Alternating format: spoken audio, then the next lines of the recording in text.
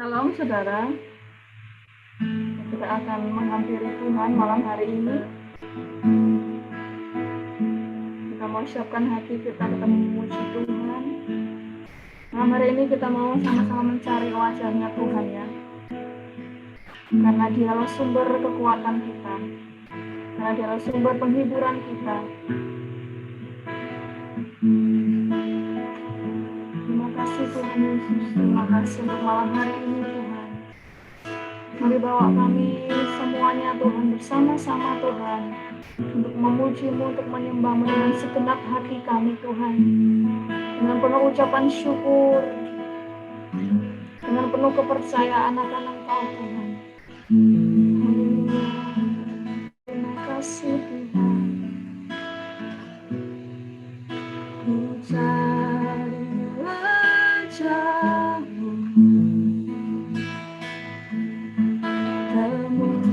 temukan kasih-Mu. Kau bukan Tuhan yang jauh dariku. Ku panggil nama-Mu Tuhan. Ku panggil nama-Mu. Ku dengar jawab-Mu. Kau Tuhan yang selalu dengar seruan hatiku.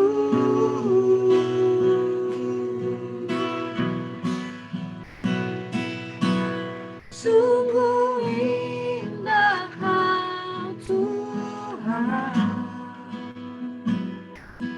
penuh kasih dan sayang. Kau tempat penghiburan bagi setiap hati yang terluka.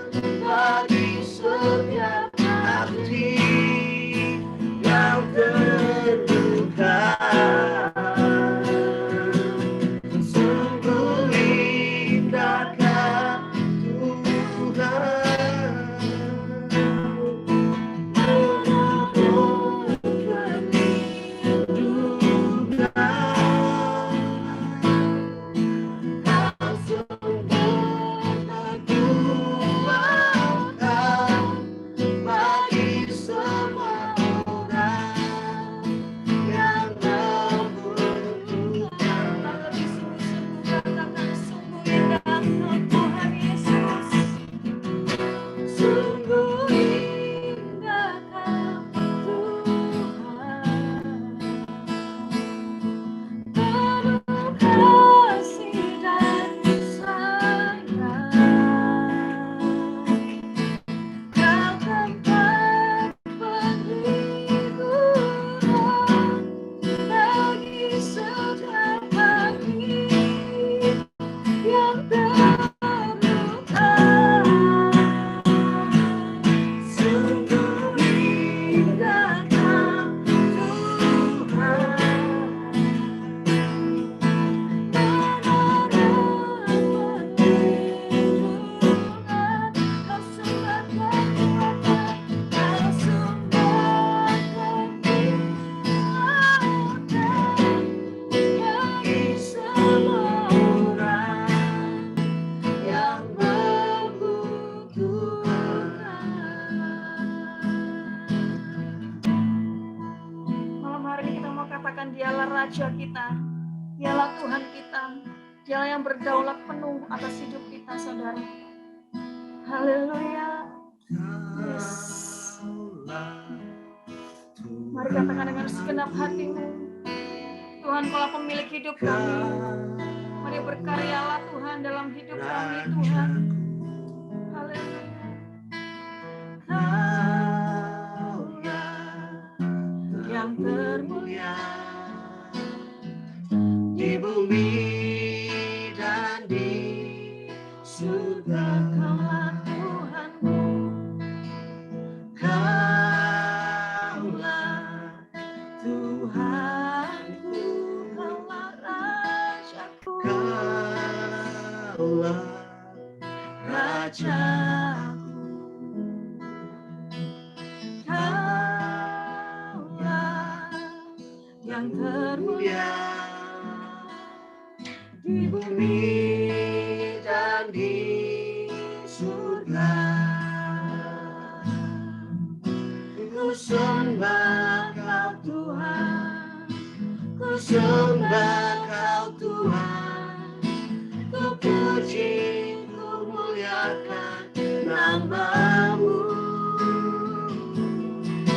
Ku sembah Kau Tuhan, ku sembah Kau Tuhan, ku puji, ku muliakan nama-Mu. Ku sembah Kau Tuhan, ku sembah Kau Tuhan, ku sembah Kau Tuhan, ku puji, ku muliakan nama-Mu.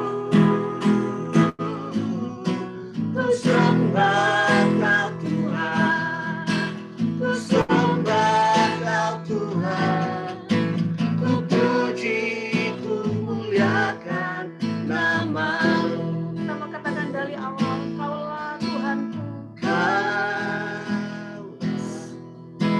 Tuhanku,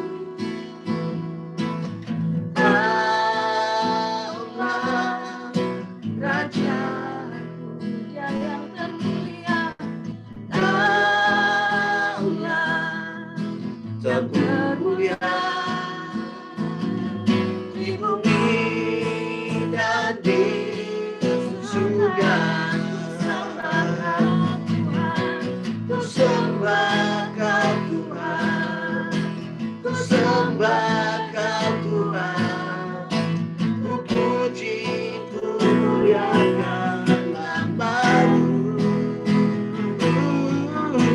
Ku sembah Kau Tuhan, ku sembah Kau Tuhan, ku puji, ku muliakan nama-Mu. Ku sembah Kau Tuhan, ku sembah Kau Tuhan, ku puji, ku muliakan nama-Mu. Ku sembah Kau Tuhan, pujilah Dia. Ku sembah Kau Tuhan, ku puji, ku muliakan nama-Mu. Ku sembah Kau Tuhan, sembah Kau Tuhan, ku puji, ku muliakan nama-Mu. Ku sembah Kau Tuhan, ku sembah Kau Tuhan, ku puji, ku muliakan nama-Mu. Ku puji, ku muliakan nama-Mu. Ku puji, ku muliakan nama-Mu.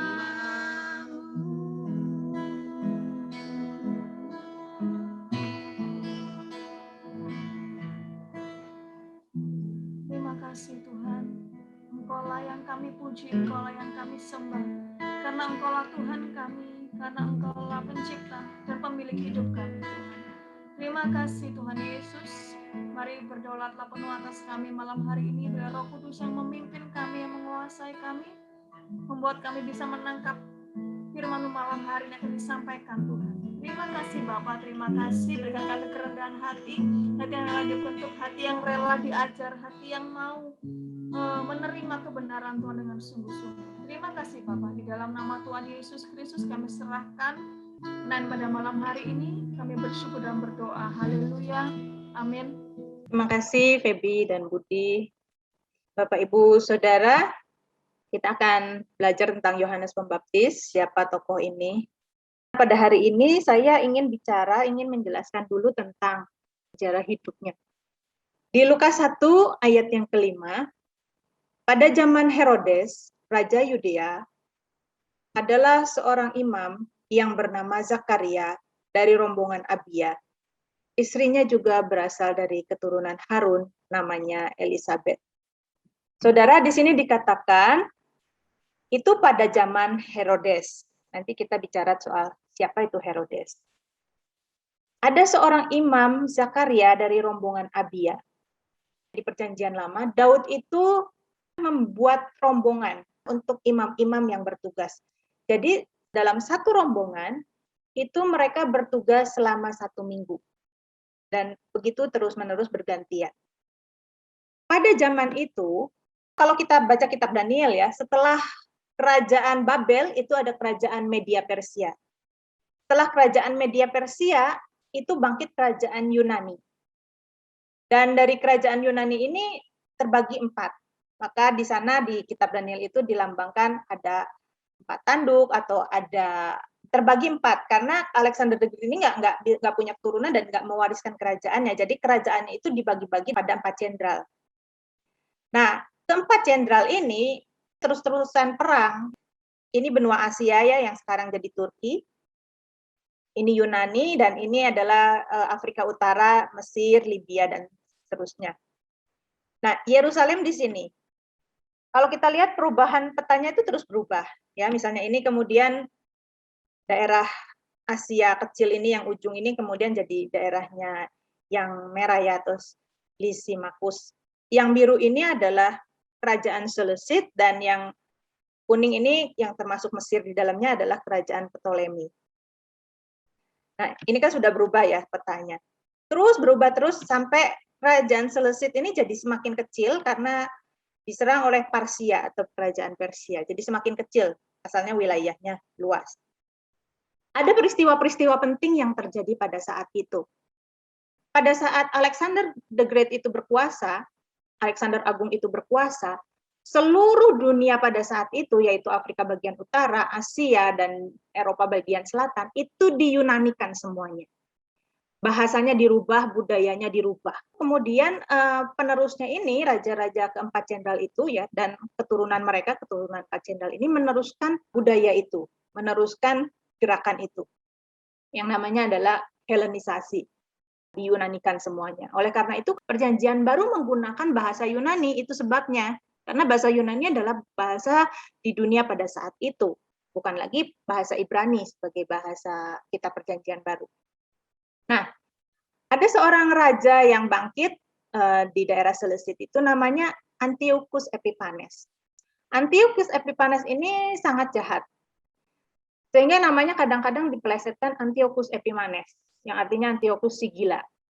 Ketika dia menyerang daerah Yerusalem untuk menguasai, dia memasuki bait suci dan mendirikan patung Zeus di dalam bait suci, kemudian mempersembahkan babi sebagai korban bakaran. Di mana itu adalah penghinaan yang luar biasa buat orang Yahudi. Bait Allah didirikan penyembahan untuk dewa lain, kemudian juga binatang yang najis dipersembahkan di situ, dan itulah yang namanya menajiskan bait suci. Dan ini ditulis di dalam kitab Daniel. Saya tidak bicara soal kitab Daniel ya, tetapi saya bicara apa yang terjadi pada saat itu. Nah, karena kejahatan Antiochus yang seperti itu, maka bangkitlah orang-orang Yahudi untuk melakukan pemberontakan. Nah, itu namanya revolusi Makabe, karena nama orangnya adalah Makabe. Waktu itu dia menang karena Antiochus kemudian tiba-tiba mati ketika berperang di tempat lain karena penyakit. Nah, kemudian berdirilah kerajaan Hasmonean, dinasti Hasmonean dari Makabe ini. Dari keluarga Hasmonean, House of Hasmonean. Kalau minggu lalu kita bicara soal House of David, itu adalah artinya dinasti Daud, ini adalah dinasti Hasmonean, House of Hasmonean. Host itu nggak selalu rumah atau pondok ya. Kalau minggu lalu kan kita cerita soal pondok Daud ya. Kalau saudara lihat Pangeran William atau Ratu Elizabeth itu kan hostnya itu House of Windsor kan, dari dinasti Windsor. Jadi host di situ itu artinya dinasti ya, keluarga gitu, bukan sekedar rumah. Maka kalau dikatakan House of David atau dalam bahasa Indonesia diterjemahkannya ya agak aneh ya, pondok Daud, agak nggak nyambung gitu dia dalam pengertian kita. Seharusnya dari keluarga Daud, gitu. Lebih tepatnya seperti itu. Nah, pondok Daud itu bicara dinasti dari Daud. Gitu. Nah, di sini terjadilah revolusi Makabe untuk membersihkan bait Allah. Makabe ini dari keturunan imam, maka dia menjadi raja sekaligus imam. Jadi double ya, padahal tidak pernah terjadi ini di dalam sejarah bangsa Yahudi atau Israel kuno, nggak pernah. Nah, jauh sebelumnya, Israel itu pernah dibuang ke Babel. Kalau kita lihat misalnya di kitab Raja-Raja bagian terakhir, pasal terakhir, atau di kitab Tawarikh pasal terakhir, itu kemudian mereka dibuang ke Babel. Nah, sejak mereka di pembuangan dan kemudian Tuhan izinkan kembali lagi, mereka betul-betul hidup di bawah pemerintahan raja-raja lain, dijajah oleh bangsa-bangsa lain. Jadi sejak pembuangan baru mereka memiliki raja itu di sini, di dinasti Hasmonean, tapi bukan keturunan Daud. Karena itu kita memahami bahwa kemudian ada pemulihan pondok Daud itu, pemulihan dinasti Daud. Karena pada waktu Israel berdiri dinasti Hasmonean ini selama sekitar 150 tahunan, itu bukan keluarga Daud, bukan dinasti Daud yang memegangnya, tetapi dinasti dari keturunan imam. Nah, ketika orang Israel dibuang ke Babel, mereka betul-betul merasa kehilangan segalanya. Dulu ya, mereka merasa, bangsa pilihan nih kita. Mereka bangga sekali sebagai bangsa pilihan Tuhan, umat yang disayang Tuhan. Tapi ketika mereka dibuang ke Babel, karena mereka berdosa, dan kemudian di sana mereka juga nggak bisa minta ampun kan, karena untuk minta ampun mereka harus mempersembahkan korban sebagai ganti dosa mereka, sebagai pembayaran hutang mereka, hutang dosa mereka. Nah, ketika mereka dibuang ke Babel, mereka nggak bisa potong korban. Ya kalau potong sembarangan sih bisa ya, buat sate gitu ya bisa. Tapi itu tidak menjadi korban bakaran untuk penebusan dosa, karena korban bakaran penebusan dosa harus dilakukan di bait Allah. Sedangkan bait Allahnya jauh di Yerusalem dan sudah diruntuhkan. Oleh karena itu, minggu lalu kita belajar bahwa sejak pembuangan ke Babel, korban-korban itu diganti dengan doa, diganti dengan ujian. Ketika mereka kembali dari Babel, kalau kita baca kitab Ezra dan Nehemia, mereka betul-betul melakukan reformasi yang luar biasa ya. Jadi reformasi itu maksudnya mereka betul-betul meningkatkan ketaatan mereka terhadap Taurat sampai menimbulkan sifat yang legalistik. Sifat yang legalistik itu sifat yang kaku. Kayak misalnya gini, bayar perpuluhan, semuanya harus dihitung. sampai biji-bijian untuk bumbu masak aja dihitung. Jadi mereka tidak mendapatkan jiwa dari Taurat itu sendiri, tapi melakukan sedetil-detilnya dengan semangat legalistik. Ketika mereka dibuang ke Babel, mereka betul-betul jerak. Dan di sana bangkitlah kelompok-kelompok untuk mendalami Taurat. Nah, ini yang disebut kelompok Farisi. Nah, masa antara kitab Maleakhi dengan kitab Matius, itu di tengah-tengah Alkitab kita kan ada kertas putih ya. Selama 400 tahun Tuhan tidak berfirman melalui nabi-nabinya. Tetapi di situ ada kejadian-kejadian, peristiwa-peristiwa seperti ini. Nah, kemudian keturunan dari Makabe, ada yang namanya Yohanes Hyrcanus yang pertama. Itu pun memiliki semangat ini, ya, karena dia adalah imam dan raja itu juga ya, dari keturunan Harun. Nah, sampai dia menyerang daerah Samaria, karena dia menganggap bahwa orang Samaria ini orang yang menyembah berhala, karena mendirikan penyembahan di Gunung Gerizim. Jadi, orang Samaria diserbu, kemudian dikepung sampai mereka kelaparan, setelah mereka dikepung jadi lemah, kemudian diserang, dan akhirnya orang Samaria kalah jadi budak mereka. Itu sebabnya ada permusuhan antara orang Samaria dengan orang Yahudi. Memang bukan sepenuhnya, kalau dilihat dari satu peristiwa itu saja ya, itu kelihatannya oh orang Yahudi yang jahat, tetapi sebaliknya ada banyak peristiwa-peristiwa kecil yang menjadi gesekan-gesekan yang lama-lama menjadi besar gitu. Orang Samaria sendiri seperti itu kepada orang Yahudi sebaliknya. Nah, kalau kita lihat siapa itu tadi ini ya, Herodes. Pada zaman Herodes, Raja Yudea, raja orang Yahudi di daerah Yudea. Siapa itu Herodes? Herodes sebetulnya adalah orang Idumea, orang Edom. Nah, ini tadi ya, Yohanes Hyrcanus yang pertama yang menyerang Samaria, ini di sini. Kemudian dari Yohanes Hyrcanus yang pertama itu, ini ada dua keturunannya, Hyrcanus II dan Aristobulus. Dan mereka ini berperang. Jadi adik kakak berebutan tahta. Yang satu dibela oleh Romawi. Dan Romawi akhirnya menang. Kemudian punya anak, jadi dari Alexander dan Alexandra ini menikah, sepupu ya. Punya anak namanya Mariamne I. Mariamne ini terkenal kecantikannya. Jadi Mariamne ini keturunan dinasti Hasmonean. Ya, ini yang paling bawah ini ya, Mariamne. Nah, Mariamne ini kemudian menikah dengan Herodes. Herodes ini orang Edom. Jadi Herodes menikahi putri Raja Hasmonean, putri dari imam besar dan juga sekaligus raja di orang Yahudi. Dan kemudian Herodes menjadi raja orang Yahudi. Herodes sendiri keturunan raja memang, keturunan raja orang Edom. Tapi apa yang terjadi? Kalau kita lihat di Matius peristiwa tentang kelahiran Tuhan Yesus, ketika orang Majus datang dan memberitakan bahwa ada raja yang lahir, apa yang dibuat oleh Herodes? Dia membunuh semua bayi di bawah umur 2 tahun. Jadi Herodes ini punya penyakit paranoid.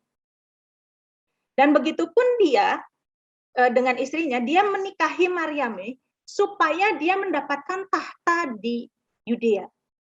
Dan setelah dia menikahi Mariamne, pernikahan itu sekitar 8 tahun saja, Mariamne dibunuh, begitu juga anak-anaknya. Jadi dia sangat ketakutan. Ya, dia punya sakit paranoid seperti itu. Nah, jadi Herodes ini punya 5 istri, salah satunya adalah Mariamne. Dan mereka itu biasanya kawin antar sepupu, antar saudara, atau saudara tiri. Mereka menikahnya seperti itu untuk melanjutkan tahta. Ya. Jadi keadaan sosial politik pasca pembuangan itu mereka diduduki oleh bangsa asing. Bahkan yang menjadi raja, mereka punya raja dari keturunan Harun hanya selama 150 tahun aja sejak pembuangan. Kemudian mereka dijajah lagi oleh Herodes, oleh orang Romawi, yang Herodes ini raja boneka orang Romawi. Karena waktu perebutan tahta antara dua saudara tadi, yang satu minta tolong Romawi dan dibantu dan kemudian menang dan kemudian dijadikan sebagai penguasa. Jadi perpanjangan tangannya Kaisar Romawi. Nah, yang kedua, keadaan beragama di sana pada saat itu adalah keadaan agama yang legalistik. Jadi mereka taat, ibadah, liturgi, agamawi, bahkan mereka bangga dengan keberagamaan mereka, sehingga kalau kita lihat di Alkitab itu ada misalnya mereka berdoa di perempatan jalan, dan mereka berpuasa tuh dikelihatin dengan muka yang muram supaya kelihatan lapar gitu kan. terus dengan pakai kain abu, karena berpuasa itu biasanya menunjukkan pertobatan, kedukaan gitu. Nah, mereka memiliki suasana agama yang legalistik, tetapi hati yang jauh dari Tuhan. Mereka bangga untuk disebut saleh sekali, bisa taat beragama, bisa taat beribadah. Tentu memang mereka tidak melakukan hal-hal yang amoral, ya. Perbuatan amoral itu tidak ada. Tetapi mereka dikatakan misalnya menelan rumah janda-janda. Kalau itu misalnya tidak melanggar hukum, mereka lakukan. Jadi pada saat itu yang namanya janda, yang namanya perempuan nggak punya anak, itu adalah suatu aib, ya, dan posisinya lemah sehingga suaminya bisa menikah lagi, diperbolehkan menikah lagi. Sedangkan janda ini kehilangan hak, kehilangan perlindungan. Nah, dikatakan bahwa pemimpin-pemimpin agama saat itu mereka menelan rumah janda-janda. Jadi mereka menggeser haknya orang. Nah, dianggap nggak ada, ini hukumnya nggak ada, jadi boleh-boleh aja. Jadi mereka tidak menghargai perasaan orang lain. Mereka nggak betul-betul mengasihi, betul-betul terlihat kasihnya, tetapi hanya legalistik gitu.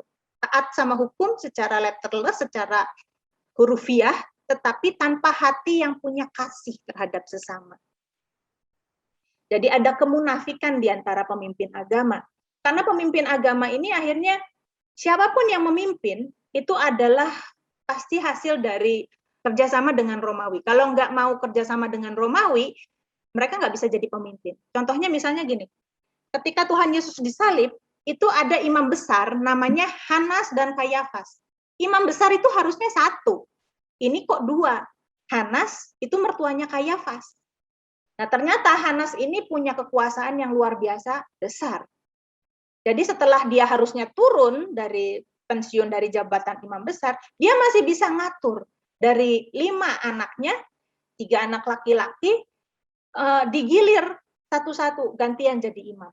Dan kemudian setelah 3 anak laki-lakinya, menantunya juga dikasih jatah untuk jadi imam besar. Dan kebetulan ketika Tuhan Yesus disalib, itu yang menjadi imam besar adalah Kayafas. Namun di balik itu, kekuasaan Hanas itu sangat-sangat besar. Nah, ini bukti bahwa pada saat itu, pemimpin agama itu munafik. Mereka seharusnya menolak kekuasaan Romawi, tapi ternyata mereka bekerja sama dengan Romawi demi jabatan, demi kedudukan. Sedangkan orang-orang Farisi itu lawannya orang-orang dari imam-imam ini. Nah, imam-imam ini termasuk golongan Saduki atau keturunan Zadok. Ya, kalau saudara baca di Alkitab ada Farisi, ada Saduki. Farisi itu timbul ketika di zaman pembuangan di Babel. Ketika orang mulai mendalami Taurat, mau bertobat, mau berdoa, mau memuji Tuhan sama-sama, berkumpul bersama di rumah doa atau di sinagog, itu yang disebut orang-orang Farisi. Orang-orang yang mau sungguh-sungguh mencari Tuhan. Nah, ketika mereka kembali ke sini, ada golongan imam-imam, yaitu keturunan Imam Zadok. Maka ketika menjadi bahasa Yunani, itu disebut Saduki. Dari bahasa Ibrani Zadok ke bahasa Yunani jadi keluarga Saduki. Nah, orang Saduki dan orang Farisi ini sebetulnya saling nggak suka, ya, karena berbeda pandangan politik. Kalau orang Farisi pengen supaya Romawi itu disingkirkan, pengen supaya orang Israel ini bisa merdeka, pengen supaya kembali kepada zaman Daud dan Salomo. Tapi orang Saduki pengen mereka pokoknya yang penting mereka berkuasa sebagai imam besar. Pokoknya kan bait Allah aman, ada tempat untuk umat beribadah, ya udah caranya begini aja gitu. Nah, tadi saya juga sudah jelaskan ada Helenisasi juga. Nah, selain Farisi dan Saduki, ada juga ahli Taurat. Ahli Taurat ini adalah orang-orang terpelajar yang betul-betul, karena pada saat itu ya, untuk membaca mungkin mereka diajarkan, tetapi untuk menulis dan menulis dengan sangat indah itu tidak banyak. Saudara mungkin pernah lihat film-film silat zaman dulu ya, bahwa yang bisa nulis kesusastraan di film-film silat di Mandarin gitu, atau di Jepang gitu ya, film-film Jepang, itu yang bisa menulis kaligrafi seperti itu adalah orang-orang terpelajar dan tidak seluruh rakyat jelata itu bisa seperti itu. Nah, ahli-ahli Taurat ini selain dia mengerti tentang Taurat dan boleh memperbanyak Taurat, mereka juga menjadi seperti notaris. Mereka mencatat perkawinan, mengesahkan jual beli tanah, pokoknya segala sesuatu yang berhubungan dengan pencatatan itu ke ahli Taurat. Karena orang Israel itu seluruh kehidupan mereka diatur oleh Taurat. Entah itu penjual beli tanah, entah itu perkawinan, apapun itu perceraian, mereka diatur oleh Taurat. Dan ahli Taurat ini seperti itu. Memang ada tumpang tindih apakah Farisi itu bisa jadi ahli Taurat, atau ahli Taurat itu orang Farisi. Ada terjadi tumpang tindih juga seperti itu. Tapi tidak semuanya orang Farisi itu ahli Taurat, tidak semuanya ahli Taurat itu orang Farisi. Yang berikutnya adalah Sanhedrin atau Mahkamah Agama dalam bahasa Indonesianya. Mahkamah Agama ini jadi mereka yang bisa mengadili atau orang-orang yang terhormat, suatu dewan gitu, dewan agama. Mereka terdiri dari sekitar 70 orang atau 71 orang. Dari tua-tua dan termasuk dari orang-orang Saduki dan orang-orang Farisi ini masuk ke Sanhedrin ini. Yang berikutnya adalah orang Eseni. Tidak disebutkan di dalam Alkitab ada kelompok Eseni ini. Tapi berkaitan dengan kehidupan Yohanes Pembaptis, saya ingin cerita tentang orang Eseni ini. Orang Eseni sebetulnya adalah keturunan imam. Tetapi mereka nggak suka dengan imam besar yang sedang menjabat, yang sedang memegang kekuasaan pada saat itu.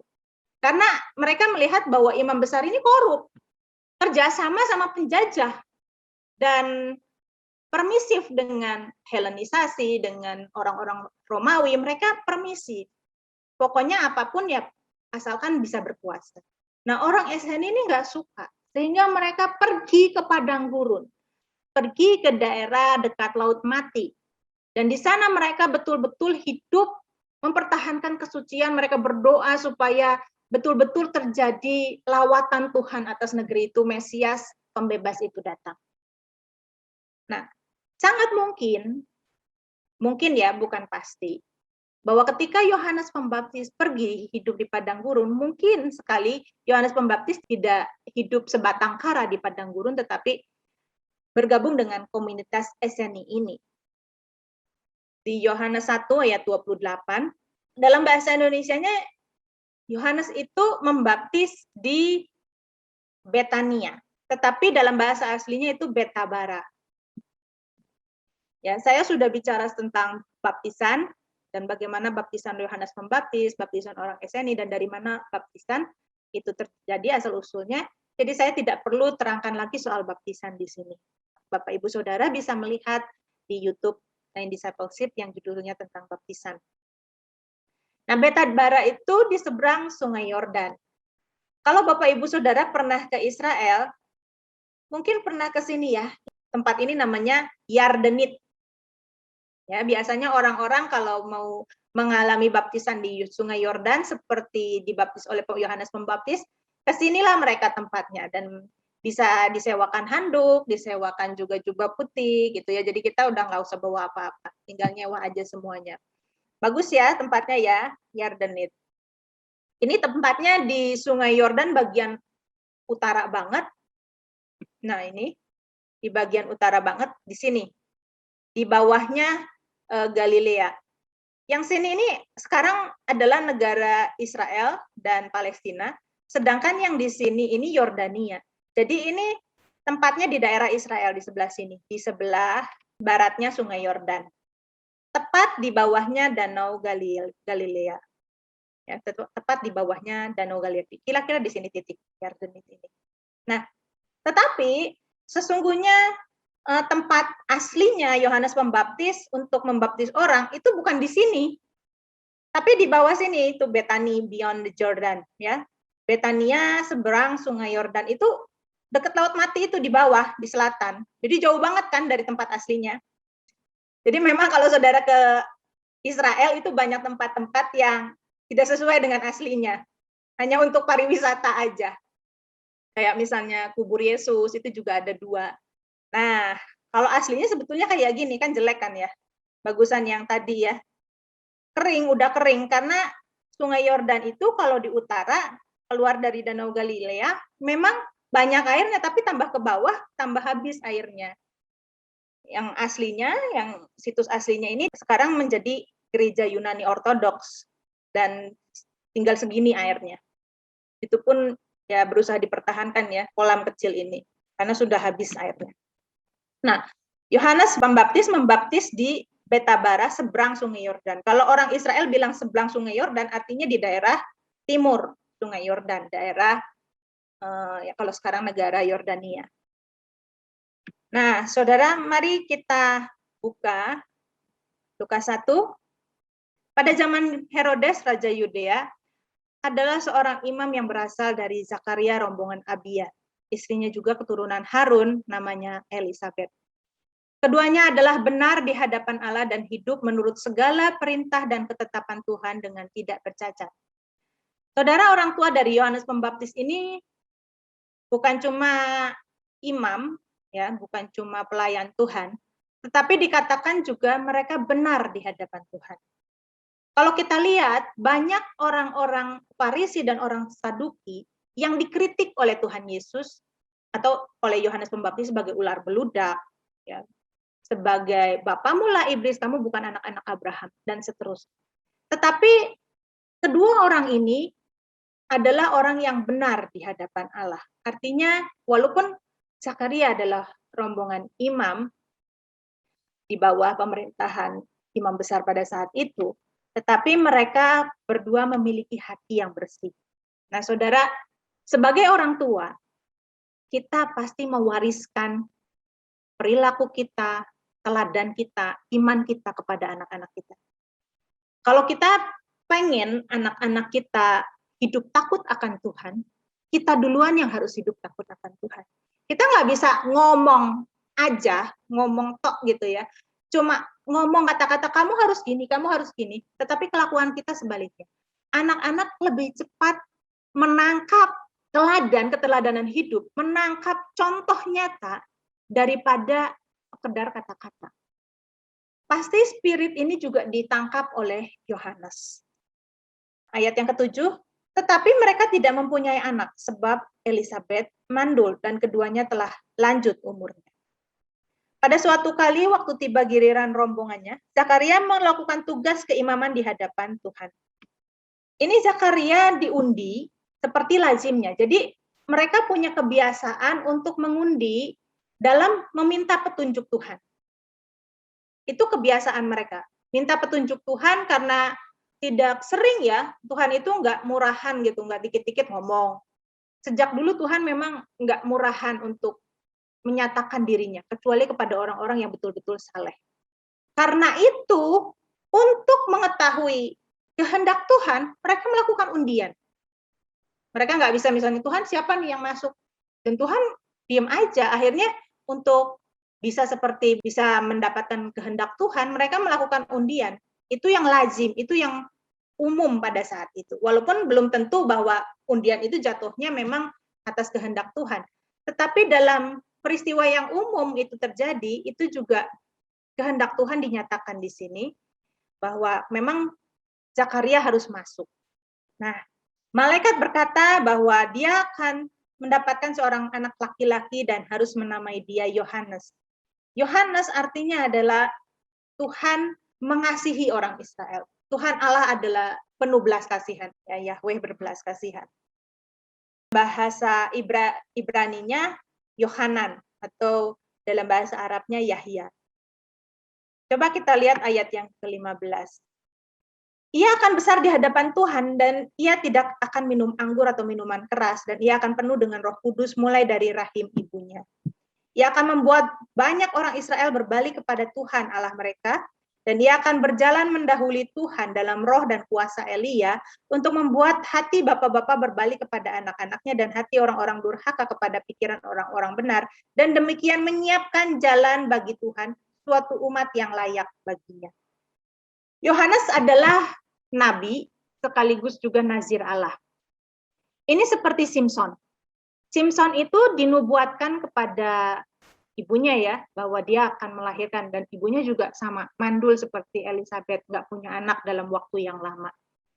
Nah, kemudian malaikat Tuhan mendatangi orang tua Simson, mamanya ini.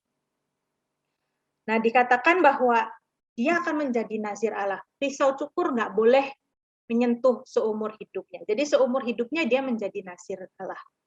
Nah, ini biasa pada zaman itu ketika orang dikhususkan yang melakukan sumpah tertentu kepada Tuhan, itu rambut mereka nggak boleh dicukur dan mereka nggak boleh minum minuman yang mengandung alkohol, wine atau minuman keras lainnya, minuman fermentasi lainnya. Nggak selalu seumur hidup seperti Simpson atau Yohanes. Tetapi ada juga misalnya yang cuma seminggu. Oh, aku janji seminggu ini aku akan melakukan nazar ini. Bisa seminggu, dia nggak nyentuh minuman atau dia nggak bercukur gitu, bisa seminggu. Dan ada juga yang seperti Yohanes ini seumur hidupnya. Apa itu mempersiapkan jalan? Saudara, bangsa Israel itu harus menguduskan diri sebelum mereka menerima Taurat. Di Keluaran 19 ayat 10 sampai 15. Berfirmanlah Tuhan kepada Musa, pergilah kepada bangsa itu, suruhlah mereka menguduskan diri pada hari ini dan besok, dan mereka harus mencuci pakaiannya. Menjelang hari ketiga mereka harus bersiap, sebab pada hari ketiga Tuhan akan turun di depan mata seluruh bangsa itu di Gunung Sinai. Sebab itu haruslah engkau memasang batas bagi bangsa itu berkeliling sambil berkata, jagalah baik-baik, jangan kamu mendaki gunung itu atau kena kepada kakinya. Sebab siapapun yang kena kepada gunung itu, pastilah ia dihukum mati. Tangan seorang pun tidak boleh merabanya. Sebab pastilah ia dilempari dengan batu atau dipanai sampai mati. Baik binatang, baik manusia, ia tidak akan dibiarkan hidup. Hanya apabila sangkakala berbunyi panjang, barulah mereka boleh mendaki gunung itu. Lalu turunlah Musa dari gunung mendapatkan bangsa itu, disuruhnyalah bangsa itu menguduskan diri dan mereka pun mencuci pakaiannya. Ya. Maka kata Musa kepada bangsa itu, bersiaplah menjelang hari yang ketiga dan janganlah kamu bersetubuh dengan perempuan. Nah, sebelum Yohanes Pembaptis memulai pelayanannya sebagai Nabi Allah, Yohanes dipersiapkan Tuhan. Memang orang tuanya juga orang tua yang terpilih. Artinya orang tua yang saleh, bukan sekedar Tuhan, oh ya udah milih-milih orang gitu ya. Tuhan nggak milih sembarangan, tapi karena mereka dikatakan tadi orang yang benar, kedua orang ini adalah orang yang benar, bukan cuma keturunan imam aja, tapi mereka berdua adalah orang yang hidup benar, walaupun pada saat itu imam-imam itu korup, penuh intrik untuk mencapai jabatan, karena hidup sebagai imam itu enak, ya nggak usah susah. Nah, Zakaria dan Elizabeth ini adalah orang yang berbeda. Pertama, dari orang tuanya. Yang kedua, Tuhan mempersiapkan juga bahwa kehidupan Yohanes ini harus berbeda. Elizabeth dan Zakaria diperingatkan bahwa untuk mendidik anak ini dengan cara yang berbeda. Dia harus jadi nazir Allah, dia harus dikuduskan, dia harus hidup kudus. Yang ketiga, ada Roh Kudus yang memenuhi Yohanes Pembaptis ini sejak dari kandungan. Kemudian yang keempat, mereka melakukan sesuai dengan ketetapan hukum Taurat. Pada hari yang ke-8, Yohanes ini disunat. Sunat berbicara tentang pengudusan juga. Yohanes dikatakan bahwa dia mempersiapkan jalan untuk Tuhan. Mempersiapkan jalan untuk Yahweh. Mempersiapkan jalan untuk kedatangan Mesias. Seperti ketika bangsa Israel hendak menerima hukum, hendak menerima Taurat dari Tuhan, bangsa Israel diperintahkan untuk menguduskan diri. Jadi bukan Taurat dulu dikasih, lalu mereka melakukan Taurat dan mereka menjadi kudus, bukan. Tetapi mereka harus menguduskan diri dulu, baru mereka menerima Taurat.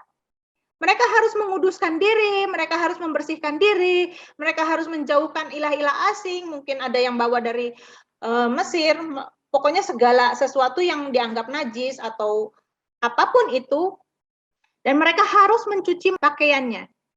Dan selain itu mereka juga tidak boleh bersetubuh dengan perempuan. Barulah kemudian mereka datang kepada Tuhan. Dan ketika mereka sudah menguduskan diri, mereka datang kepada Tuhan di depan Gunung Sinai itu, ayat 12 dikatakan harus ada batas antara bangsa itu dengan gunung itu. Nggak boleh juga sembarangan megang. Nggak boleh sembarangan mendaki gunung itu atau menyentuh atau berbuat sesuatu yang seenaknya sendiri, tendang-tendang kerikil, ya kan banyak batu ya di daerah padang gurun itu.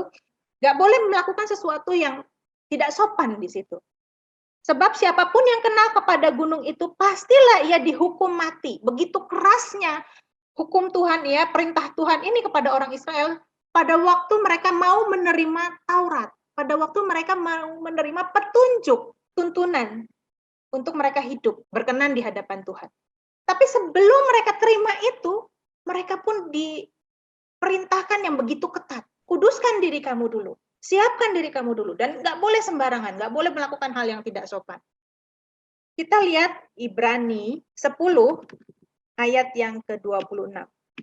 Oleh karena itu, saudara, Bapak Ibu Saudara, kalau orang Israel sebelum menerima Taurat, mereka harus menguduskan diri, maka sebelum mereka menerima kedatangan Tuhan, sebelum mereka menerima kedatangan Mesias, mereka juga harus mempersiapkan diri. Walaupun pada saat itu orang Israel sudah berbalik tadi ya, saya akan cerita bahwa sejak kembali dari pembuangan mereka udah serius menjalankan Taurat. Sebelum mereka dibuang, mereka nggak serius untuk memelihara Taurat dengan setia. Mereka nggak serius untuk setia kepada Yahweh. Tapi sejak kembali dari pembuangan, mereka serius, sungguh-sungguh serius untuk menjalankan Taurat. Tetapi rupanya hati mereka belum benar di hadapan Tuhan. Oleh karena itu, sama seperti orang Israel hendak menerima Taurat, mereka harus bersiap, mereka harus menguduskan diri. Demikian juga ketika mereka hendak menerima Mesias, mereka juga harus mempersiapkan diri. Nah, di Ibrani pasal yang ke-10 ayat yang ke-26 sampai 31 ya dikatakan demikian. Sebab jika kita sengaja berbuat dosa, sesudah memperoleh pengetahuan tentang kebenaran, maka tidak ada lagi korban yang menghapus dosa itu. Tetapi yang ada ialah kematian yang mengerikan, akan penghakiman, dan api yang dahsyat akan menghanguskan semua orang durhaka. Jika ada orang yang menolak hukum Musa, ia dihukum mati tanpa belas kasihan atas keterangan 2 atau 3 orang saksi. Betapa lebih beratnya hukuman yang harus dijatuhkan atas dia, yang menginjak-injak anak Allah, yang menganggap najis darah perjanjian yang menguduskannya, dan yang menghina roh kasih karunia. Sebab kita mengenal dia yang berkata, pembalasan adalah hakku, akulah yang akan menuntut pembalasan, dan lagi Tuhan akan menghakimi umatnya. Nah, di sini dikatakan gini, kalau kita sengaja berbuat dosa, setelah memperoleh pengetahuan tentang kebenaran, nggak ada lagi korban untuk menghapus dosa itu. Oleh karena itu, kita harus punya hati yang siap untuk menerima kebenaran itu. Sehingga tidak menganggap remeh kebenaran. Nah, Yohanes Pembaptis datang untuk ini. Ketika tadi kita baca di kitab Keluaran, bahwa ketika orang mendekat kepada gunung itu, mencoba menyentuh, mencoba mungkin mainin petik-petik dahan yang ada di situ, petik ranting atau tendang-tendang batu, karena nungguin Musa lama banget gitu, Musanya nggak turun-turun, terus mereka pegel berdiri terus di situ, mana padang gurun panas lagi kan. Nah, mereka mungkin nggak bisa diam, mereka nggak mulai ngobrol, mulai nggak sopan, mulai berisik. Di situ dikatakan pasti dia dihukum mati, pasti yang kena gunung itu hukum mati. Demikian kerasnya. Nah, di sini dikatakan jika ada orang yang menolak hukum Musa yang mereka nantikan pada saat itu, dan ketika mereka menantikan itu aja gunung itu nggak boleh disentuh, yang menyentuh pasti mati. Begitu juga ketika mereka menerima hukum Musa, kalau ada yang menolak hukum Musa, ia pasti dihukum mati tanpa belas kasihan. Nah, betapa lebih beratnya lagi hukuman yang harus dijatuhkan atas dia yang menginjak-injak anak Allah dan menganggap hina darah perjanjian yang menguduskannya dan menghina roh kasih karunia. Kalau hukum Musa aja harus dijunjung tinggi dan mereka harus mempersiapkan diri untuk menerima itu dan mereka harus taati hukum itu, apalagi anak Allah. Mereka harus mempersiapkan diri untuk menerima anak Allah. Mereka harus mempersiapkan diri untuk menerima Injil kebenaran. Dan untuk itu mereka harus menguduskan diri. Kalau dulu orang Israel harus menguduskan diri untuk menerima Taurat, begitu juga sekarang. Untuk menerima kedatangan Mesias, mereka harus kudus. Memang mereka tidak menyembah dewa-dewa lain. Mereka tidak mendirikan mesbah-mesbah seperti di Gunung Gerizim, seperti orang-orang Samaria. Udah enggak. Orang Israel udah taat beragama, tetapi yang terjadi adalah banyak kemunafikan, banyak legalistik. Legalistik itu kayak misalnya kalau nggak tertulis di hukum, selama itu nggak jahat ya nggak apa-apa gitu. Ya, kadangkala dosa itu dipahami sebagai hanya kejahatan. Padahal saya sudah terangkan minggu yang lalu bahwa dosa itu bukan cuma kejahatan. Dosa itu kemelesetan, tidak tepat seperti yang Allah inginkan. Misalnya Tuhan bilang, kalau ada orang yang menyakiti kamu, ya sudah, ampuni. Sampai berapa kali? Kan ada batasnya Tuhan. 3 kali misalnya dia nyakiti aku, enggak, terus saja, ampuni. 70 kali, 7 kali. Ya siapa yang mau ngitung juga satu kali, 2 kali. Oh, sudah 450 kali, sampai 490 kali gitu. Kan siapa yang mau ngitung juga, kan capek kan. Tapi itu bukan sekedar hitungan aja, tapi pengampunan yang sempurna, pengampunan yang tanpa batas juga itu artinya, ya bukan sekedar jumlah aja. Nah, kita harus mengampuni sama seperti Tuhan mengampuni kita. Karena siapa yang tidak mengampuni, dia juga tidak diampuni. Kalau Tuhan mengampuni kita, berkali-kali kita jatuh, dan Tuhan mengampuni, maka kita pun harus seperti itu sama orang lain. Nah, tapi masalahnya, keadaan hati orang Yahudi pada saat itu belum seperti yang Tuhan inginkan. Maka untuk inilah Yohanes datang. Nah, untuk menerima Tuhan Yesus, setiap orang harus mempersiapkan hati mereka masing-masing. Di Lukas 3 ayat yang ke-2 sampai 30. Pada waktu Hanas dan Kayafas menjadi imam besar, datanglah firman Allah kepada Yohanes, anak Zakaria di padang gurun. Nah, stop dulu. Di sini Yohanes mulai pelayanan itu sekitar tahun 28 dan dia hanya pelayanan sekitar 1 tahun atau 1 tahun setengah. Antara tahun 28 sampai tahun 29 Masehi, sekitar segitu. Dan ini pada waktu zaman Hanas dan Kayafas menjadi imam besar. Harusnya imam besar itu 1, ini 2. Tadi saya sudah jelaskan kenapa ini terjadi. Firman Allah datang kepada Yohanes anak Zakaria di padang gurun. Yohanes tinggal di padang gurun. Apa maksudnya padang gurun? Padang gurun bicara soal tempat yang terisolasi. Tempat yang terasingkan ya. Tempat yang jauh dari mana-mana dan tempat yang nggak enak. Ya kan, kalau siang itu panas terik, panas banget kalau di padang gurun, dan kalau malam dingin banget. Belum lagi di padang gurun itu kan banyak binatang-binatang berbahaya. Kalau misalnya kita hidup di perkampungan, di perkotaan, di mana banyak orang, biasanya binatang nggak berani mendekat. Tapi kalau di padang gurun, itu tempatnya binatang-binatang liar justru, habitatnya binatang-binatang liar. Nah, Yohanes tinggal di padang gurun, dan dari situ dia mulai muncul dari padang gurun. Nah, padang gurun bicara tempat ujian. Bagaimana orang Israel selama 40 tahun diuji di padang gurun. Ya, dan orang Israel di padang gurun mereka gagal dan mereka dibiarkan Tuhan mati satu persatu selama 40 tahun di padang gurun. Jadi padang gurun sebetulnya tempat ujian untuk mematangkan diri. Ujian ini bisa mematangkan kita menjadi orang yang berkenan di hadapan Tuhan atau justru membuat kita ketika kita nggak mau struggle, nggak mau berjuang, akhirnya kita malah gagal. Kita betul-betul jatuh ketika kita nggak mau diuji, dimurnikan oleh Tuhan. Nah, padang gurun bicara soal tempat ujian untuk mematangkan diri, karena tempat yang sangat sulit di padang gurun itu. Dan di padang gurun juga ada satu lagi, ada fata morgana. Fata morgana itu suatu bayangan. Sebetulnya itu karena panas matahari yang begitu terik sehingga membuat suatu bayangan gitu.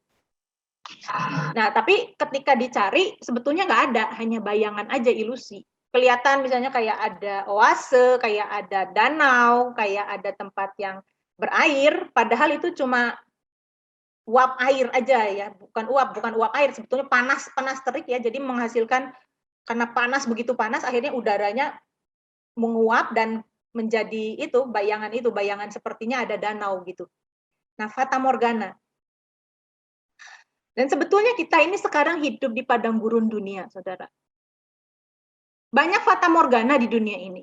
Kelihatannya enak, kelihatannya indah, kelihatannya bagus, kelihatannya baik.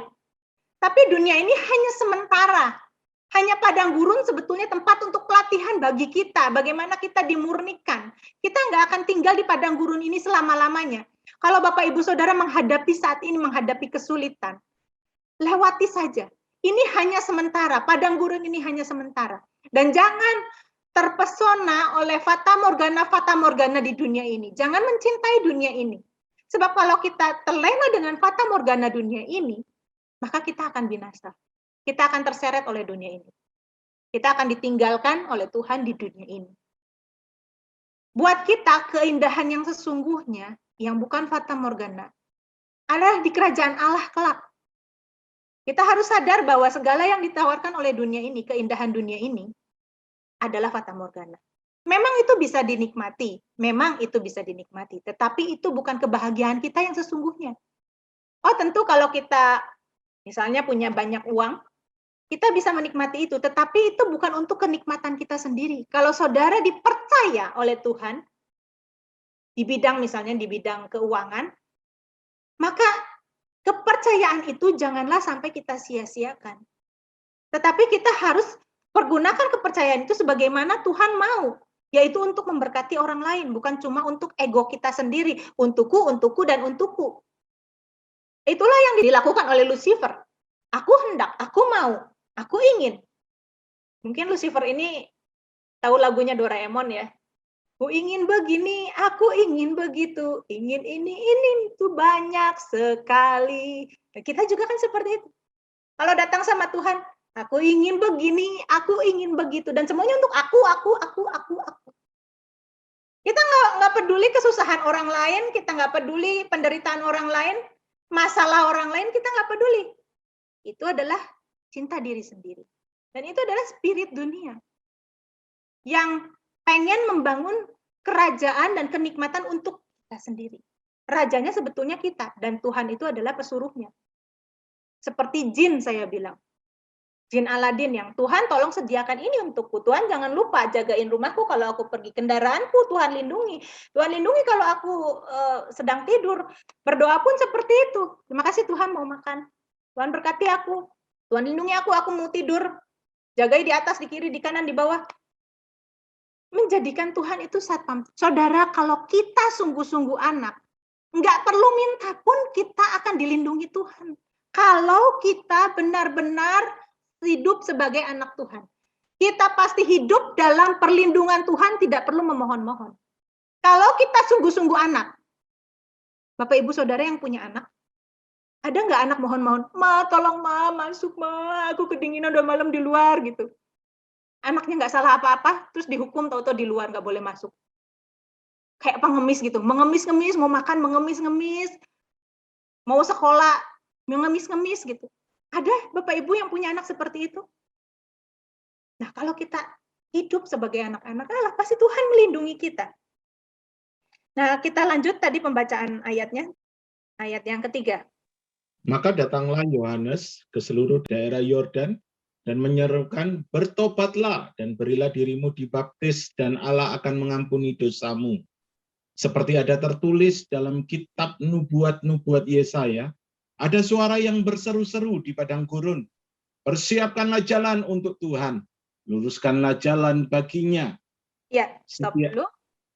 Di sini dikatakan, bertobatlah dan berilah dirimu dibaptis. Dan Allah akan mengampuni dosamu. Sebelum Mesias itu datang, sebelum Injil itu diberitakan, sebelum Injil itu diterima oleh mereka dipanggil untuk bertobat oleh Yohanes.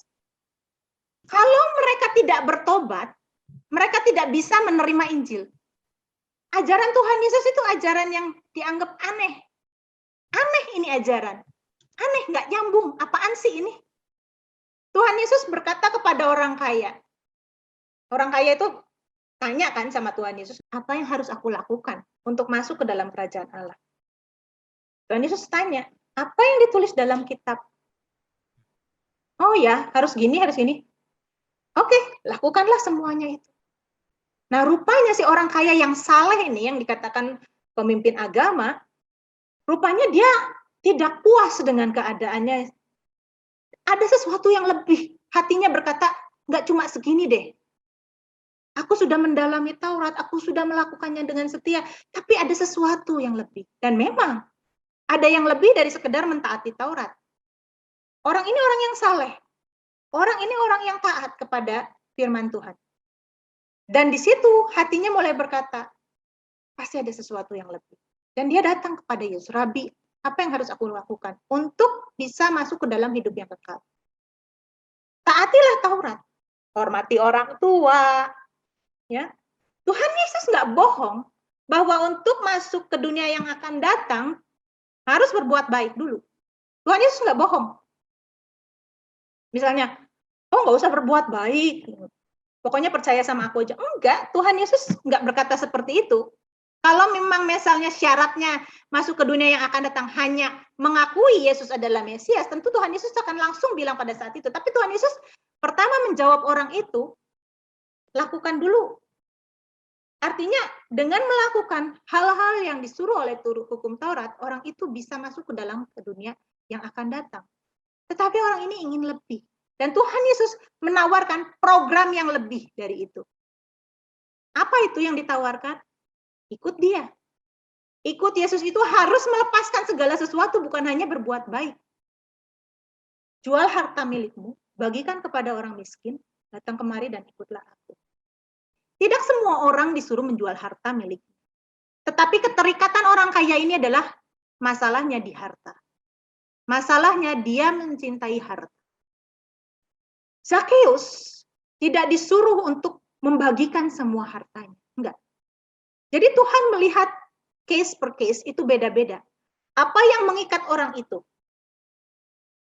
Nah, Tuhan Yesus menawarkan untuk mengikut dia itu harus ada harga yang dibayar. Aneh kan? Orang Yahudi nggak ada tuh di ajaran di perjanjian lama harus menjual harta semuanya. Nggak ada kan? Tapi kalau mau lebih dari itu, lebih dari sekedar jadi orang baik-baik, harus rela melepaskan dunia ini. Fata morgana dunia ini. Nah, di sini dikatakan bertobatlah dan berilah dirimu dibaptis. Kenapa? Karena pada saat itu orang Farisi, orang Saduki pada saat itu, orang-orang beragama pada saat itu, pemimpin agama pada saat itu, mereka hidup dalam legalisme. Sehingga mereka nggak siap menerima ajaran Tuhan Yesus yang contohnya seperti tadi. Jual segala harta milikmu, bagikan kepada orang miskin. Buktinya orang kaya itu nggak siap untuk melepaskan ini, kebanggaannya ini. Beda dengan Rasul Paulus. Nikodemus ketika mau mengikut Tuhan, dia nggak rela melepaskan jabatannya sebagai pemimpin agama. Kehormatan sebagai pemimpin agama dalam budaya yang pada saat itu sangat religius. Itu adalah kehormatan yang luar biasa. Dan Nikodemus nggak berani membayar harganya. Jadi sebelum orang itu menerima kebenaran yang akan diajarkan Mesias, mereka harus menanggalkan semua dosa-dosa ini dulu. Harus bertobat dulu, baru mereka bisa menerima ajaran Mesias. Bukan menerima mengaku aja, oh ya udah Yesus Mesias. Bukan sekedar itu. Menerima itu bukan sekedar ngakui bahwa Yesus Mesias. Menerima itu artinya menerima seluruh ajarannya.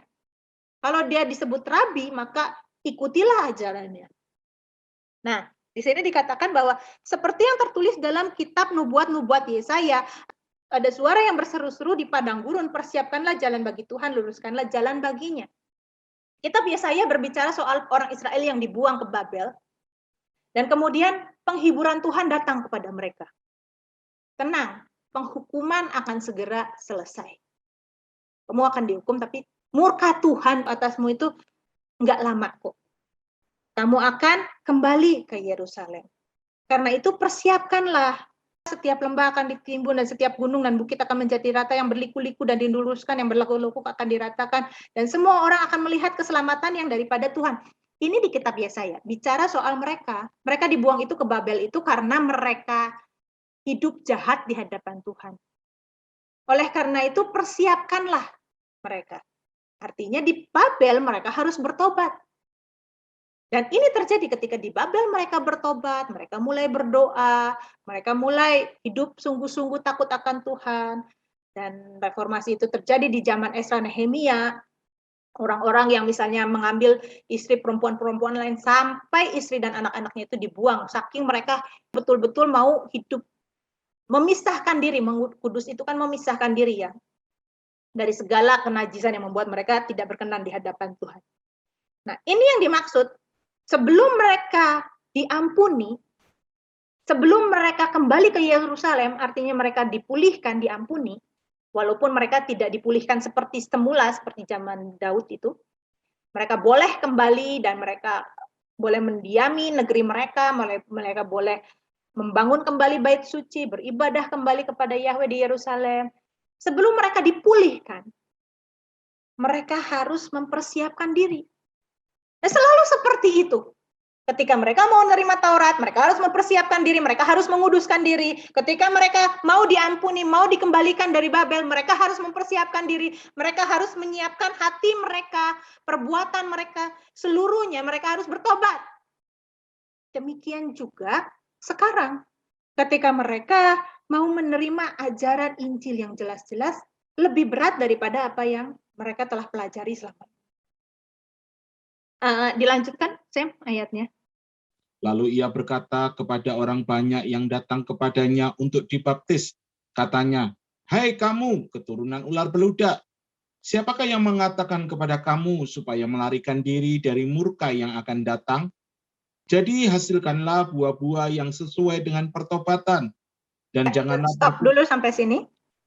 Nah, di sini contohnya dikatakan ya, kepada orang banyak yang datang kepadanya untuk dibaptis. Kalau di ayat yang lain di Matius, kepada orang-orang Farisi. Yohanes Pembaptis berkata, "Hei kamu keturunan ular beludak." Itu berarti bahwa Yohanes Pembaptis mengkritik bagaimana orang Farisi yang asalnya adalah golongan orang-orang saleh pada waktu masa pembuangan, sekarang sudah bergeser kesalehan mereka menjadi kesalehan yang legalistik. Nah, ini yang terjadi. Saudara, saya stop dulu sampai sini. Ya, saya sampai di sejarah ini dulu, bagaimana kelahirannya dan apa yang terjadi pada zaman itu. Kita akan masuk ke tanya jawab. Mari sebelumnya kita akan berdoa menutup pemberitaan firman ini. Kami mengucap syukur Tuhan untuk waktu kami bisa belajar tentang kehidupan Yohanes Pembaptis, dan kami akan melanjutkan ini 2 minggu yang akan datang. Tuhan, bagaimana keteladanan hidup Yohanes Pembaptis, Tuhan tolong supaya kami mengerti juga isi hati-Mu, mengerti juga Injil Kerajaan Allah dalam hidup kami. Terima kasih Tuhan Yesus. Sebentar kami akan masuk ke dalam tanya jawab, tetap Tuhan yang pimpin, yang memegang kendali dalam pertemuan. Di dalam nama Tuhan Yesus kami berdoa. Amin. Ya, kita akan masuk ke tanya jawab. Silakan membaca. Ini Kak, dari Sapa Susi. Kak Ane, arti Nasir Allah itu apa? Nazir itu orang yang dikuduskan, atau dia itu yang bernazar. Bernazar itu punya sumpah untuk melakukan hal tertentu kepada Tuhan. Itu artinya. Ini ada yang direct langsung ke saya dari Pak Yohan. Karena seiring tadi sejarah pembuangan sampai dengan Yesus lahir, berbeda dengan zaman Musa di padang gurun sampai masuk ke tanah perjanjian, bahwa kehadiran Tuhan itu begitu kuat sehingga contoh Bileam pun tidak mampu mencelakai, mengutuk orang Israel. Tetapi begitu sampai dengan zaman-zaman setelah Daud, mengapa tidak sepowerful dulu? Sehingga sampai berani kawin campur, jual beli, persembahan, dan lain-lain. Sebenarnya begini, soal Bileam ya. Bileam itu bukan tidak mampu untuk mengutuk. Tapi Bileam ini sebetulnya orang yang oportunis. Orang yang matre. Makanya di kitab Wahyu, kalau coba cek yang 7 jemaat itu, ada roh Bileam di situ. Bileam mewakili nabi-nabi atau hamba-hamba Tuhan yang cinta akan uang, oportunistis. Nah, kalau kita baca kisah Bileam, silahkan cek ya kisah Bileam. Bileam ini sebetulnya ketika diupah oleh raja, ya ada utusan raja datang ke Bileam. Bileam kan di negeri lain ya, di Peor. Nah, Bileam ini datang dulu ke Tuhan. Tanya Tuhan, Tuhan boleh nggak aku mengutuk? Bukan dia itu bukan nggak mampu. Jadi kalau dia mau suka-suka sendiri sebetulnya bisa. Nah waktu dia tanya, Tuhan bilang nggak boleh. Terus dia bilang sama utusan yang datang itu, nggak boleh, nggak bisa. Tuhan saya bilang nggak boleh. utusan itu kembali. Terus kemudian si raja ini nawarin upah yang lebih gede. Nah ini mulai di sini. Coba cek, silakan cek cerita tentang Bileam. Datanglah dengan uang yang lebih gede, dengan ya tentunya pada saat itu harta itu dinilai dari emas, kain-kain yang bagus, seperti itu. Nah, datang dengan upah yang lebih besar. Bileam ini tanya lagi, aneh kan? Inilah materainya dia. Karena dia lihat uang yang lebih banyak, harta yang lebih banyak. Padahal jelas-jelas dari awal Tuhan bilang nggak boleh. Bangsa itu sudah aku khususkan untuk aku. Kok dia masih tanya? Nah, saudara, kalau Tuhan udah bilang nggak boleh, nggak usah tanya-tanya lagi. Contohnya misalnya gini, nih yang muda-muda, nggak usah tanya, Tuhan boleh nggak aku pacaran sama yang nggak seiman? Hati-hati, jangan nanya kayak gitu. Udah tahu itu nggak boleh. Nggak usah tanya, nggak usah bandel kayak Bileam ini. Ya, nggak usah oportunis. Siapa tahu Tuhan berubah pikiran gitu. Tuhan itu nggak rubah-rubah kayak kita, enggak. Dan Tuhan itu nggak mudah dibujuk. Bileam ini ketika lihat harta yang begitu banyak, upah yang lebih besar, dia datang lagi sama Tuhan. Tuhan bilang nggak boleh. Tapi akhirnya Tuhan jengkel kan dengan bandelnya Bileam, dan Tuhan juga bukan nggak tahu hatinya Bileam yang matre. Makanya di kitab Wahyu itu diperingatkan, hati-hati roh Bileam, roh matre nih. Hamba Tuhan, nabi Tuhan yang matre, hati-hati gitu. Yang lihat, yang membedakan, ini orang kaya dimanis-manisin gitu. Bukan kita nggak boleh bermanis-manis, tapi harus menyamakan semua orang. Nggak ada yang spesial, harus disamain. Nah, ketika dia kemudian pergi, itu keledainya itu sampai ngomong kan, sampai bisa bicara kan. Karena keledainya ini dihadang sama malaikat, Bileamnya nggak lihat. Tuh, nabi Tuhan sampai nggak tahu loh, dan malaikat Tuhan menghunus pedang mau bunuh dia. Sudah buta, gara-gara apa? Harta, gara-gara roh materialisme ini. Ya, jadi bukan nggak mampu. Jadi waktu dia memberkati, dia tuh mau kelihatan bagus dia Tuhan, aku kan nggak ngelanggar kan. Tapi banyak akalnya gitu Bileam tuh, dan Tuhan tahu kebusukan hati Bileam. Nah, si rajanya nih marah kan, kamu ini dasar, aku nih sudah niat untuk kasih kamu harta yang besar, tapi gara-gara kamu bandel terus kayak gini, aku nggak jadi. Kan Bileam datang itu kan sudah tergoda sama harta. Akhirnya Bileam kasih ide, walaupun di situ di kisah itu tidak diceritakan, tapi di kitab yang lain diceritakan bahwa akhirnya Bileam ini kasih ide sama raja itu, coba kamu deketin tuh orang-orang Israel sama anak-anak perempuan kamu yang cantik-cantik, supaya kalian kawin campur, dan dengan kawin campur ajak mereka menyembah dewa-dewamu. Itu ide dari Bileam. Dan akhirnya ketika rencana ini berhasil, Tuhan marah sama orang Israel, si raja ini kasih, ya benar-benar, ide kamu berhasil, sukses. Bileam tetap dapat upah tenungnya itu, upah, sebetulnya bukan menenung ya, tapi upah ide jahatnya itu. Nah, jadi bukan Bileam tidak mampu, justru Bileam mampu memberikan ide jahat itu.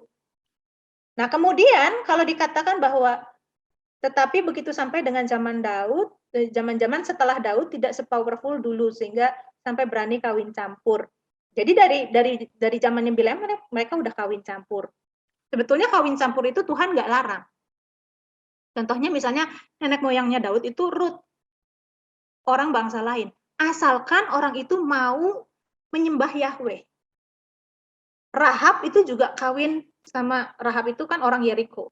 Itu juga diterima sebagai bagian dari bangsa Israel, asalkan mereka mau menyembah Yahweh. Jadi Tuhan itu sebetulnya nggak larang kawin campur. Tuhan itu nggak diskriminasi sama bangsa-bangsa lain sebetulnya, asalkan mereka mau menyembah Yahweh. Tetapi kalau dikatakan kenapa zaman-zaman setelah Daud, sebetulnya dari sejak zaman Musa juga orang Israel itu dikatakan bangsa yang tegar tengkuk sejak zaman Musa, walaupun mereka melihat kuasa Tuhan yang begitu luar biasa karena mereka bangsa yang baru lahir ya. Mereka baru diperkenalkan kepada Yahweh sebagai Allah yang benar. Jadi Tuhan memperlihatkan kuasanya yang begitu rupa. Tapi gitu pun orang Israel masih dablek, masih bandelnya minta ampun. Sampai Tuhan itu jengkel dan membunuh mereka satu-satu berserakan di padang gurun. Dikasih tulah berkali-kali di padang gurun itu. Dan berkali-kali Tuhan menghukum mereka, misalnya soal mana. Mana mereka dibilang hari ke-6 mereka harus ngumpulin double. Ada yang nggak ngumpulin double. Ada yang tiap hari ngumpulin double. Pokoknya mereka itu betul-betul menjengkelkan gitu. Daplek, tegar tengkuk. Itu sejak zaman Musa. Zaman hakim-hakim pun demikian.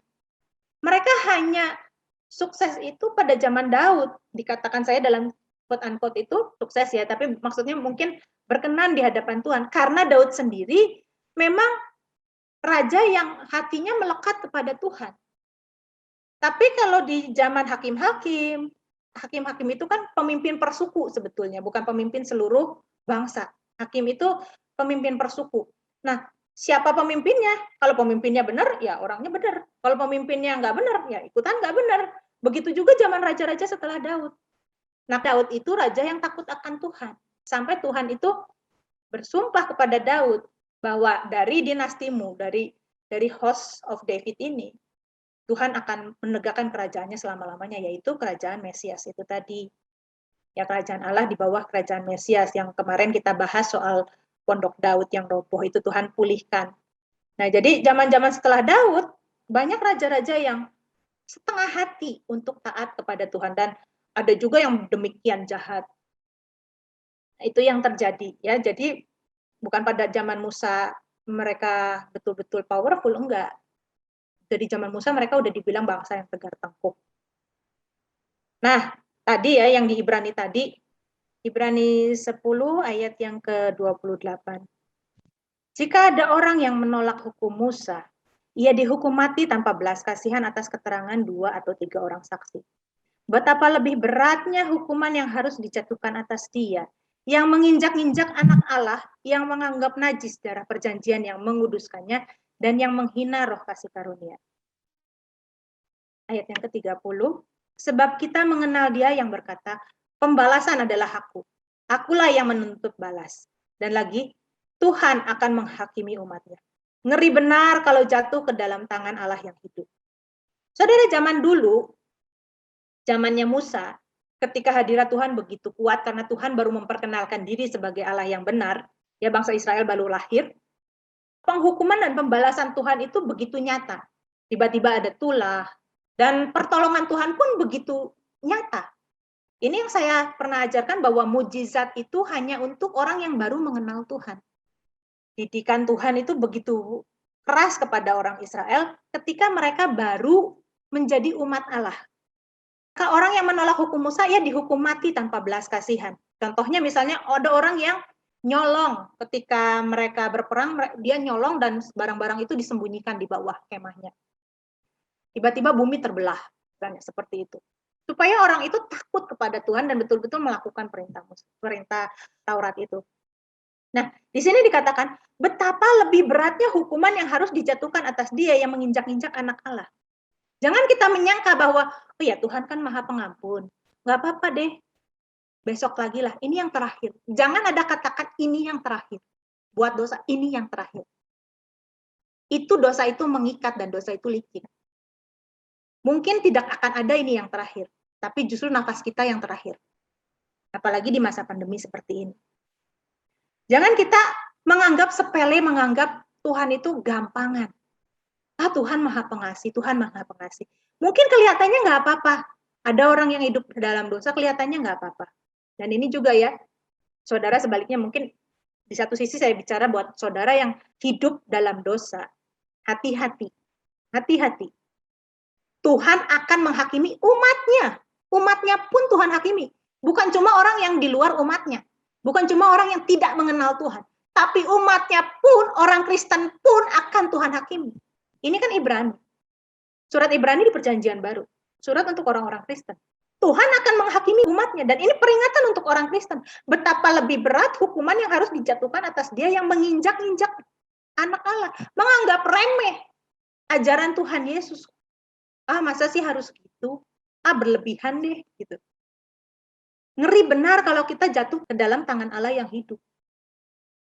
Sebaliknya, kalau kita melihat orang seolah-olah hidup dalam dosa enak-enak aja, nggak ada apa-apa tuh yang terjadi. Pemazmur pernah mengeluh kepada Tuhan. Tuhan, aku ini kok kayaknya tuh dipukul setiap hari. Kayaknya tuh aku susah terus, padahal aku tuh sudah hidup benar-benar di hadapan Tuhan. Kok aku kayak gini ya Tuhan? Kayaknya susah terus. Kayaknya Tuhan tuh nggak tolong gitu. Ketika aku melihat orang fasik, mereka gemuk dan segar. Tetapi ketika aku masuk tempat kudus Allah, ketika dia selesai hidup di dunia ini, sesungguhnya pada itu semuanya seperti mimpi, seperti fata morgana. Pada waktu terbangun, wajah mereka engkau pandang hina. Hidup di dunia ini seperti mimpi, cepat berlalu. Dan bukan berarti bahwa Tuhan itu tidak memperhitungkan. Tuhan itu kayak merem gitu, kayak nggak ngapa-ngapain. Tapi dikatakan Tuhan akan menghakimi dan ngeri benar kalau kita jatuh ke dalam tangan Allah yang hidup. Oke, kalau begitu tolong Kak Sony tutup dalam doa. Ya, kita berdoa ya Bapak Ibu Saudara. Terima kasih untuk berkat hari ini. Kami diajar mengenai kehidupan Yohanes. Ajari kami juga, seperti Engkau membentuk Yohanes, bentuk hidup kami menjadi hidup yang berkenan kepada Tuhan. Terima kasih, kami bersyukur Tuhan. Berkati kami semua dengan pengertian yang baru. Bukan hanya memperkaya kesanah kami berpikir, tapi membuat kami dengan kesanah berpikir dengan apa yang kami dengar, bisa menjadi seperti Tuhan Yesus. Dimanapun kami berada, Engkau beserta kami. Engkau beserta dengan keluarga kami. Terima kasih. Di dalam nama Tuhan Yesus kami berdoa dan sungguh bersyukur. Amin.